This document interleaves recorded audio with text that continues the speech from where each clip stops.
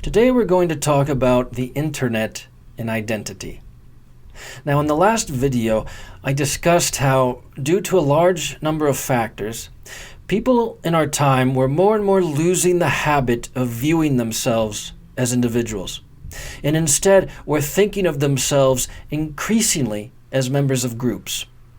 Personal identity, in other words, was being swallowed up by social identity. And as a result, the stereotypes and norms associated with those group identities not only became more rigid and shallow over time, but also increasingly difficult to break free from and transgress as a whole, which led people to feel extremely constrained and stifled and out of touch with their own individuality. In the midst of all this, the internet and social media burst upon the scene, leading many to try and find relief from this situation in the virtual world of the internet. And at first, this seemed like a wonderful idea. For on the internet, people felt like they could express themselves freely and genuinely as individuals, as who they really were. They didn't feel so constrained by their social identities and roles. They felt disinhibited.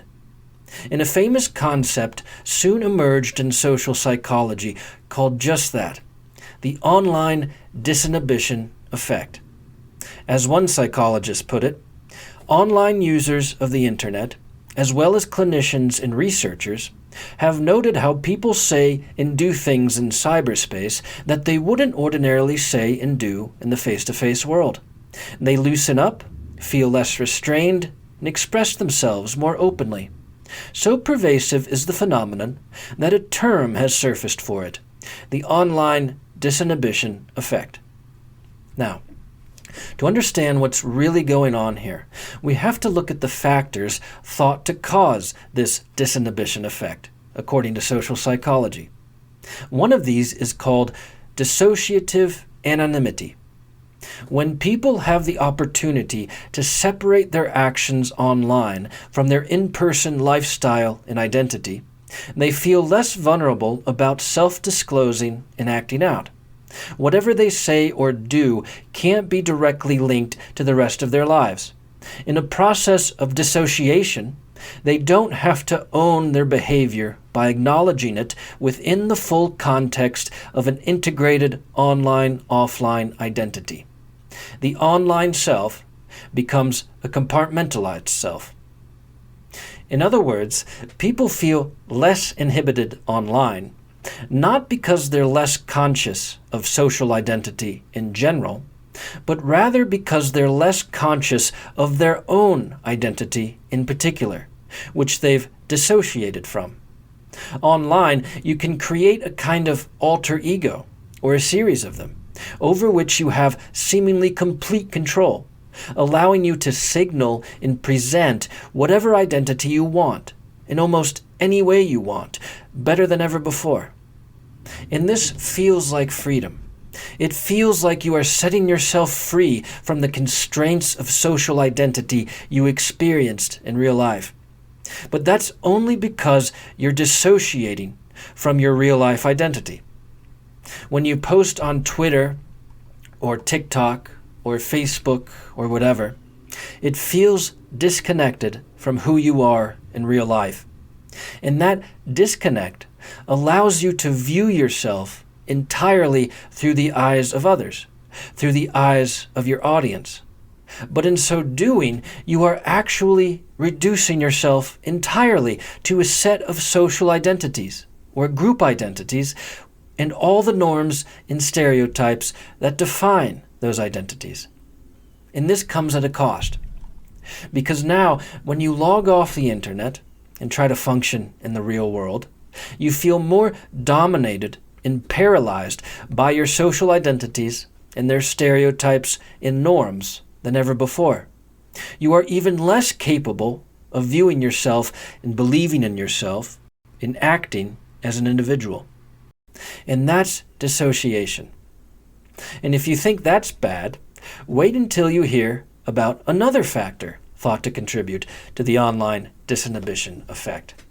namely solipsistic introjection, which is defined as a sense of merging that occurs between online users.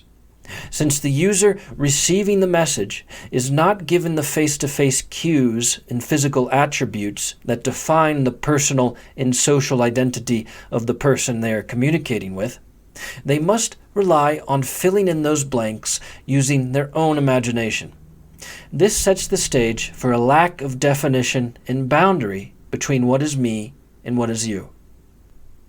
Just like when you create posts on social media, and you look at them, and hence at yourself, from the perspective of your audience, projecting onto yourself various stereotyped images and identities, so you do the same thing to everything everyone else posts on social media, simply because you have very little else to go off of.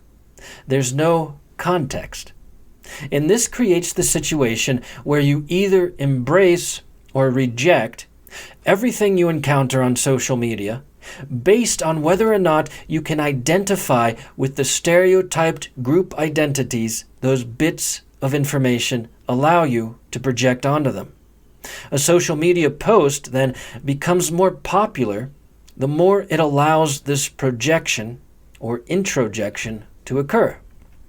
For example, I've often had the experience, I'm sure many of you have as well, where I'm reading an online argument or engaging in one, God forbid, and I suddenly realize that both sides aren't really talking to each other or addressing one another's actual statements or treating one another like individuals, but instead are simply projecting some stereotyped position and identity onto the person they're condemning.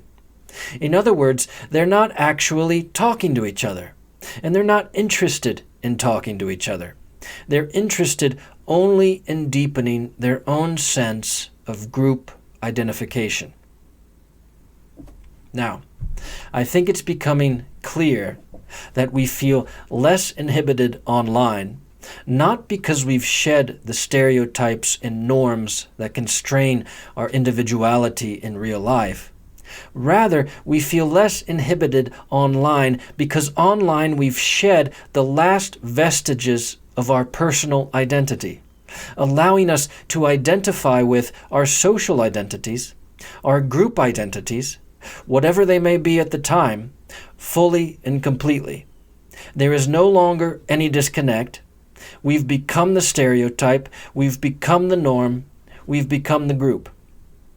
Until we log off and are confronted once again with our own personal identity in real life, at which point we may be completely at a loss. The online disinhibition effect, then, is not the feeling of individual consciousness freed from group consciousness. The online disinhibition effect is the feeling of group consciousness freed from individual consciousness. And now that we know what's going on in many online interactions, now that we know how they work and what they do to us, it should be much easier to walk away.